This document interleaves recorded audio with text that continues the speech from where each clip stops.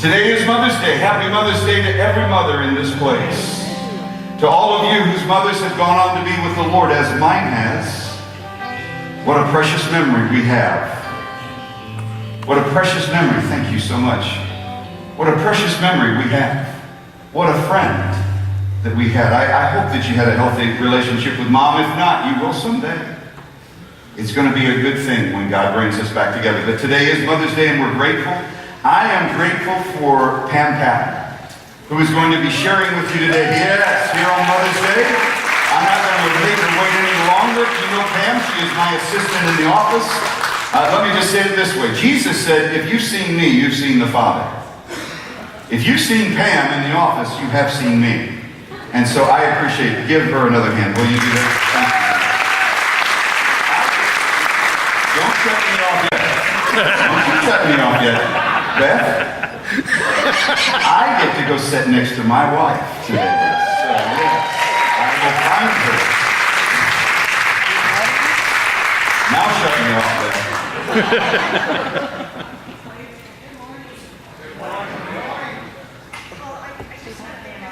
All right.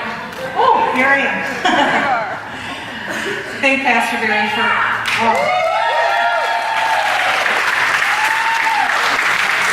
for allowing me this opportunity today to share with you all. I can promise you that he didn't ask me to speak because I'm the most eloquent speaker in the room.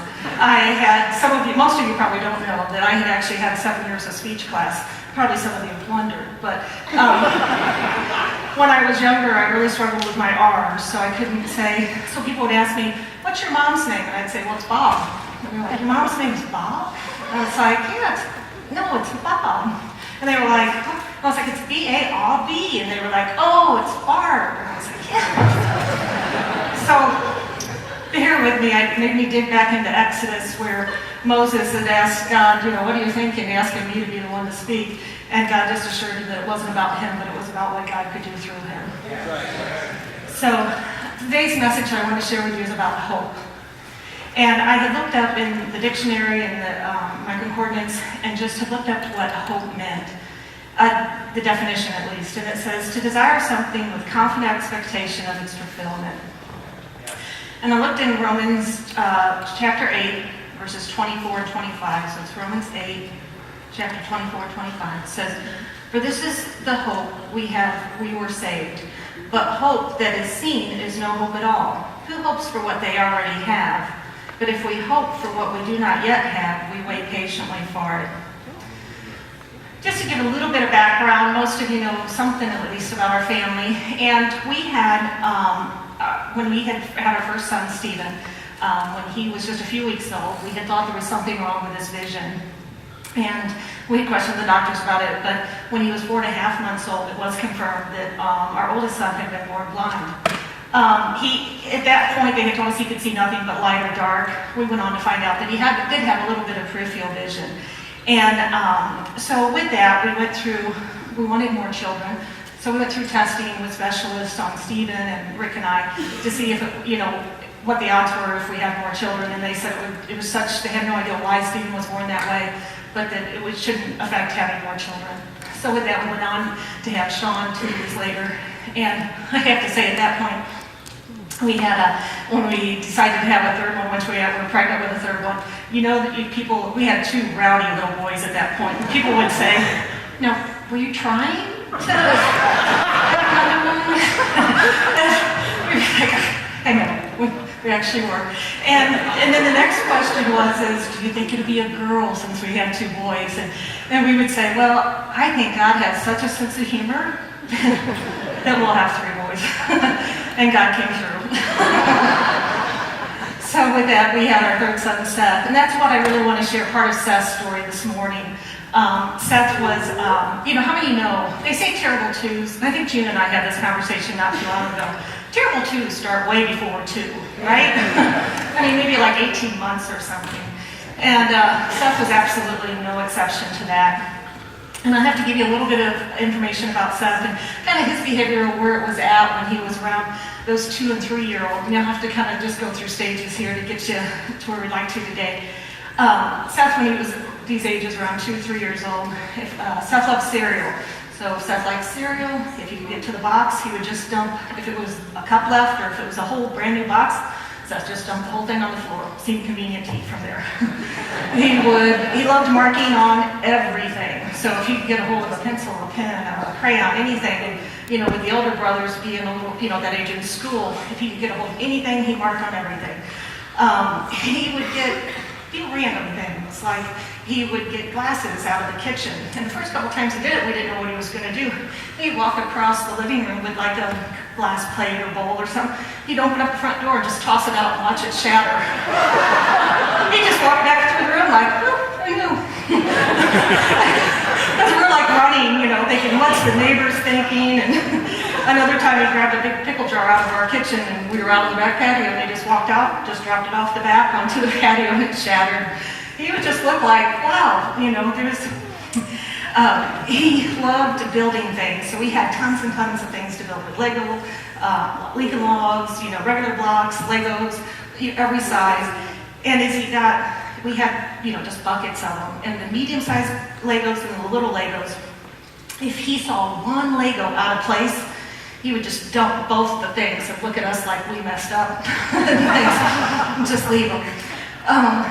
And he loved to take things apart, was another big thing. So it wasn't unusual for us to go in the kitchen and open a cabinet door and just have it come off in your hand. And you'd realize he had taken the screws out at some point. But one of the big differences, some of you might be saying, well, that was not like my kids growing up, but I'm sorry if it was. But one of the big things you have to know about Seth that was different is Seth, as many times as he could get in trouble for something, he never seemed to know he was doing anything wrong. He wasn't doing this angry, he was just a happy-go-lucky kid, and he would do this very systematically, but he didn't do it in anger. So that was a couple things that were really different. And when I say that he didn't seem to know he was doing anything wrong, like I said, no matter how many times he got in trouble for it, it just never seemed that he understood that he was doing anything wrong. Another thing, he was an escape artist. So, and you think, well, how does a 2 or 3-year-old just leave the house? I don't know. He just would. We would just be folding clothes, and you'd go to put them away. You'd come back in the room. It's like, has anybody seen Seth?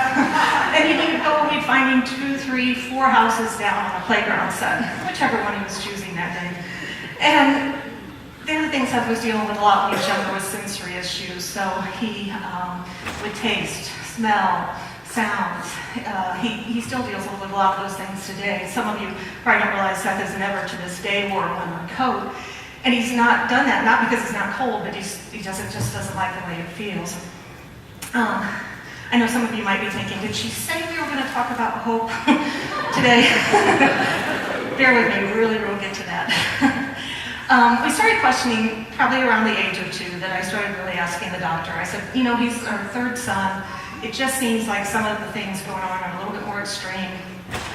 It seems like he's not talking, So there's just a lot of things going on at that point. And of course the doctors were like, oh, he's the 3rd, son, the other ones are talking for him. That's the reason, he's acting out for attention. And, so they really weren't paying much attention to us at that point. But so when Seth was about 2 and a half, I really started being more insistent about getting testing done. Long story, but eventually the school did get testing done on him when he was about 3 years and 4 months. So at that point, we had him tested through the school district. And at 3 years and 4 months, what they said they said Seth has the speech and language of that of an 18-month-old, but he has the problem-solving skills of that of a 4.5 to 5-year-old. So they said, we know that we've got to work on the speech and language, but they were really excited about the problem-solving skills because they said that really showed intelligence. So with that, he was accepted to go into United Services, which if you're not familiar with that, it's a daycare that kind of specializes in working with kids with special needs. So fast forward then another few months when Seth was about 3 years and 9 months old. It was a Memorial Day weekend. And it had just been a rough weekend. Seth had just been kind of nonstop, and as he was getting older and stronger, he could do just kind of more destructive type things. And so I said, I think we need more help. So I asked Rick and the boys, I said, help me write down everything Seth has done just in the last 3 days. And they said, oh, like when he opened those 9 packs of oatmeal and threw it all over the living room, or when he took those 7 or 8 bottles of shampoo and bath gels and dumped it all in his bedroom floor. I was like, no, I know he did all those things, but we're really looking for just the last 3 days. So I said, help me concentrate. I said, I'll make a little side note of those, but the last 3 days, what he's done. So we wrote them all down. And I went to see this pediatrician, and I said, hey, I kind of talked to him about Seth and some of his behavioral issues and sensory issues. And I said, can I just show you a list that we've made of what Seth has done in a 3-day period? So his pediatrician, which he was a little bit of a younger guy, he was funny. He's looking through it going, oh. And he kept making these faces at us, and I was like, finally, all of a sudden he got done, and he said, wow. He said, you know, if you had told me that a 3 or 4-year-old had done these things, you know, maybe 10 or 12 in a 3-day period, I'd say, you have a pretty active and creative child. But he said, when I'm looking here, and I hadn't marked down how, I hadn't numbered the items, and he sat there and started counting them. He said, wow, there's 42 items here in a 3-day period of unique behavior. So he said, well, at this point, you need medication, Seth needs medication, the whole family, we'll give medication to everybody. So it's that point where you got that confirmation from, a professional to say, you're not crazy, it's really something's, going on here. And can I stop here just a moment just to thank all of our children's workers, our nursery workers, and everybody that works with our kids week after week. Literally, can we thank them?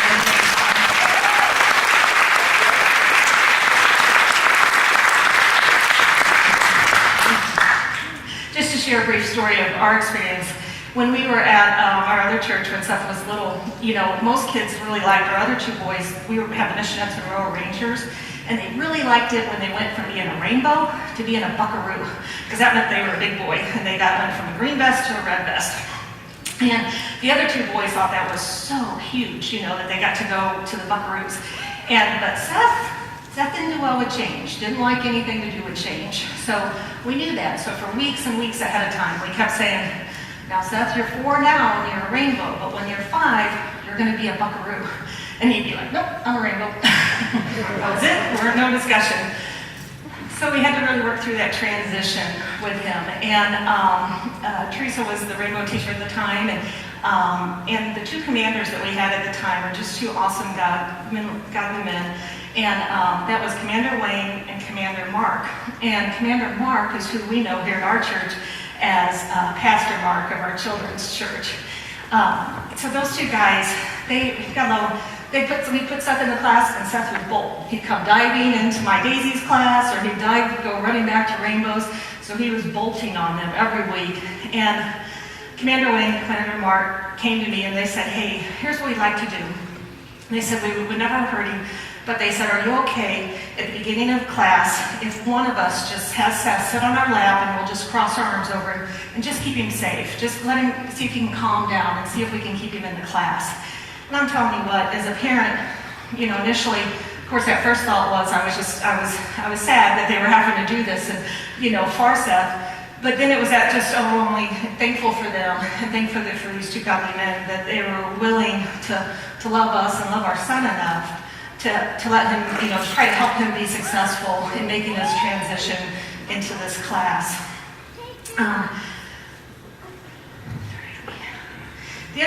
Fast forward again then just a little bit is when Seth was between the ages of 9 and 10, that's when he was officially diagnosed with Asperger's syndrome. Now, most of you probably more heard of autism than Asperger's. And Asperger's syndrome is just a high functioning of an autism. And when you hear that also, it can really vary in the way that looks. Some kids that are on that spectrum, are very angry, where Seth's pretty laid back. Some are, really talkers or blurters. Some don't talk at all. So it can really vary. Some love sports, some hate sports. So it can really vary as far as what that looks like. But at that point, he was diagnosed with the Asperger's syndrome, which is, like I said, the high functioning part of that autism. And I also want to today just give a shout out to our little son, Sean. When you have, Sean had the older brother that was borderline, and then you have the younger brother with the Asperger's syndrome, which, anytime you have a child in your household with any type of special needs, it affects the whole household. It changes the makeup of everything. And Sean would do things when he was little. He's just been a servant since he was, little, like 18 months type little. Stephen would be, when he was little, be like, oh, I can't find my shoes. And before we could even get up and start looking, Sean would run by, drop them at his feet, and run on. Or Stephen would be looking for a toy. And Sean would do the same thing. He'd just drop it and run on. We would come home once they were a little bit older, and when Stephen and Sean would stay home with Seth, and I wouldn't find out for days or weeks later that there would be something that had happened at the house, and I would find out that Sean had taken care of it or cleaned it all up because he didn't want us to have to deal with it when we got home. There's so many things that he's been such a servant to both his brothers. And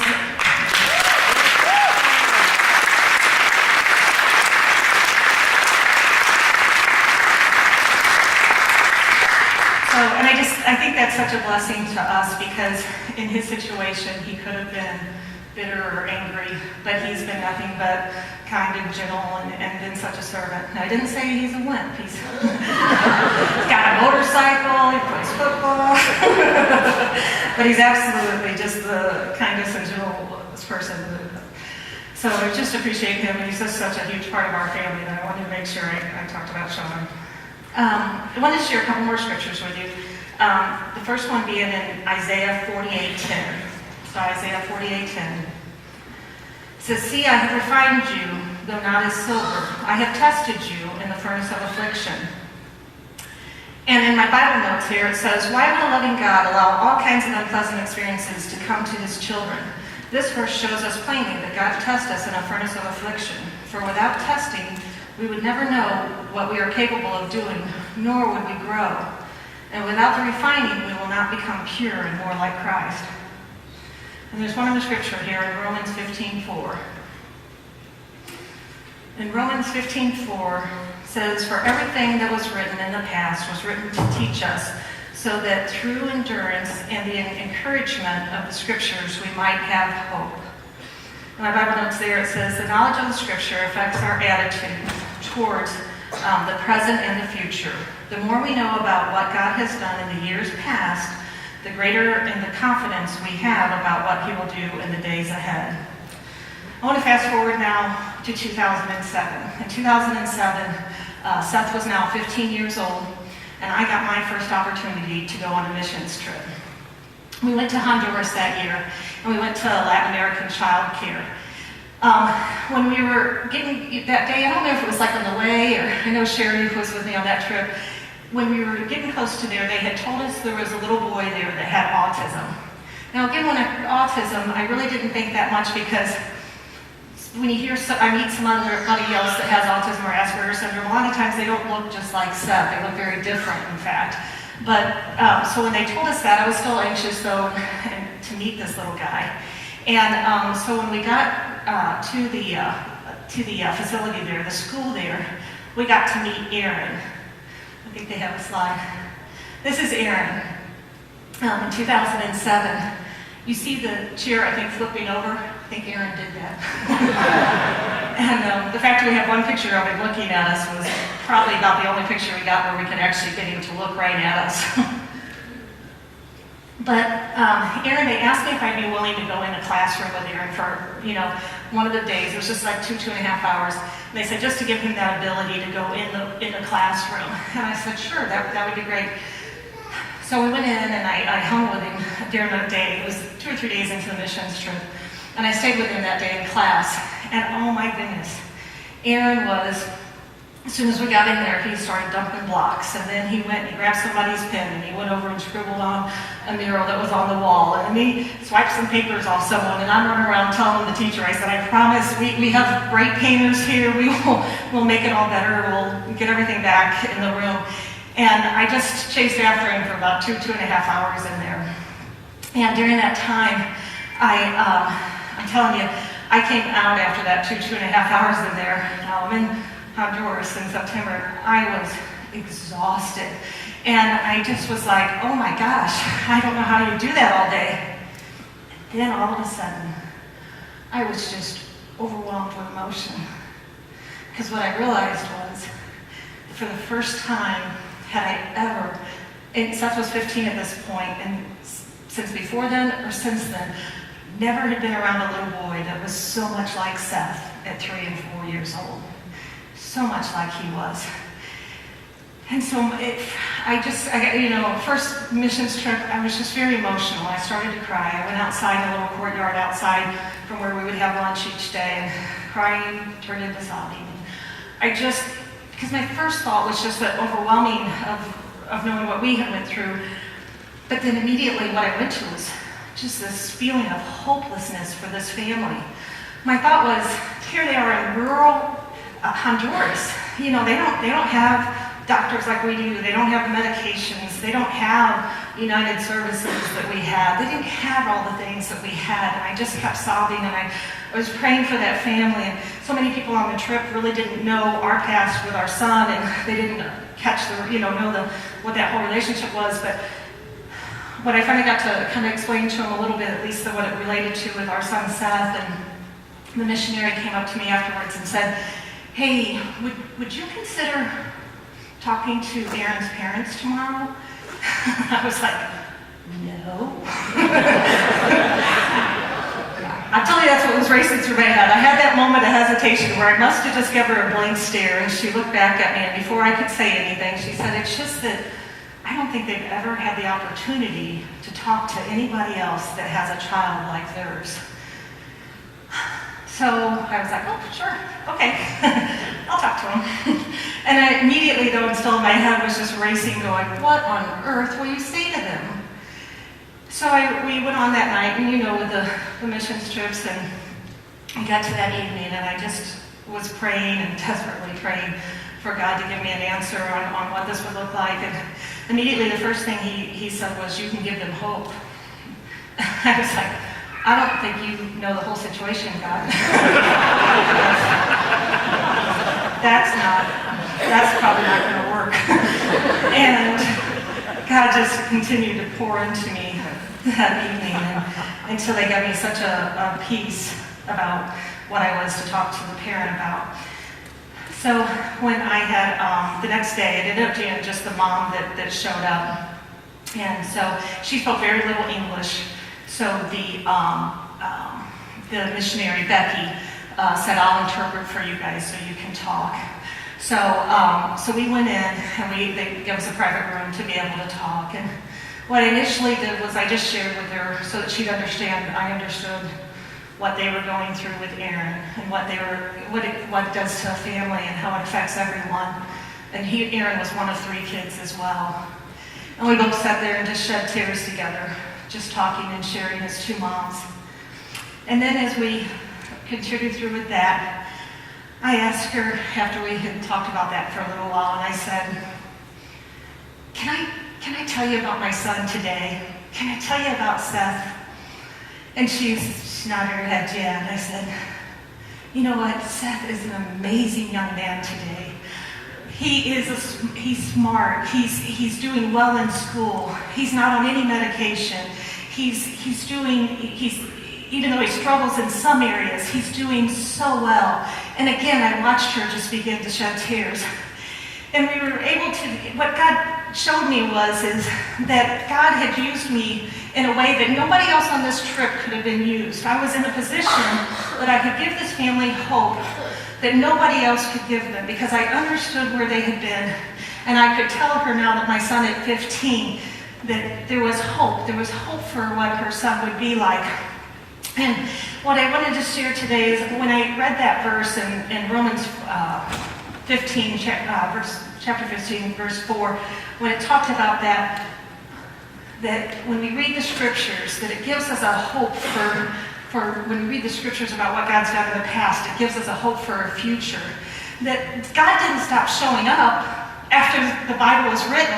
He's still working in each one of us so that we can give hope in our stories.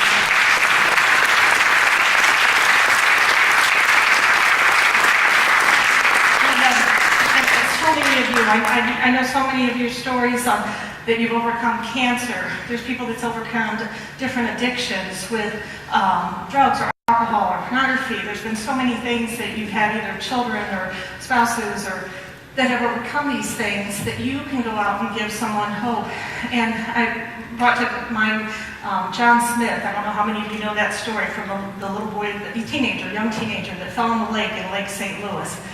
You know, when they brought him in, it was like 40 minutes since he had been able to breathe, and his heart had stopped beating. The doctors were ready to pronounce him dead. They were just waiting for the mother to come in and say, you know, that it took before they pronounced him dead. And that mother came in, and my understanding is she touched his feet and she cried out to God. And in that moment, his heart began to beat. And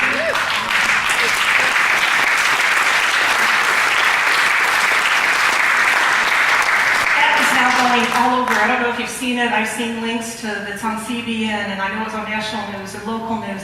Now that's going out, that they can give people hope. They can give hope that God still answers prayer, and that God is still working in so many of us, that we will have opportunities. And that's where I wanted to challenge each one of us today. And whatever it is, whatever your experience has been, when God has shown up in your life, and it's sometimes some of these things we deal with, it's not like a week or a month or a year, it's over time. But when God has showed up, that you can share that with somebody else, and there's people that you can connect with and share your hope with them that nobody else would be able to do. Well, thank you, guys.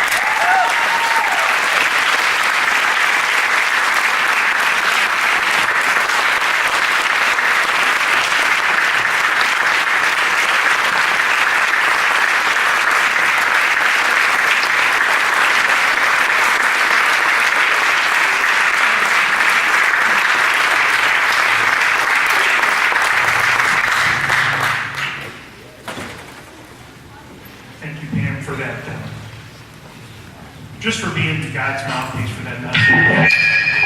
Let's get back to that real quick. Not only, what I heard was not only a message of hope, but a message of courage from a family. Pam was, as I said, Pam was God's mouthpiece with the whole Patton family, the way they took part in this. And if you've not had a chance to meet Seth, I mean, he's just a great young man. And over the past several years, he slowly tried to I know, even though I've known Rick and Pam for a number of years, really just met Seth and known Seth since we've been here for the past 8 years. And in time, he didn't know who I was. I would just talk to him a little bit, just kind of slowly build that. And now we have a great relationship, able to talk to him, and it's great. Watching him work with children is amazing. I mean, he's just so good with them.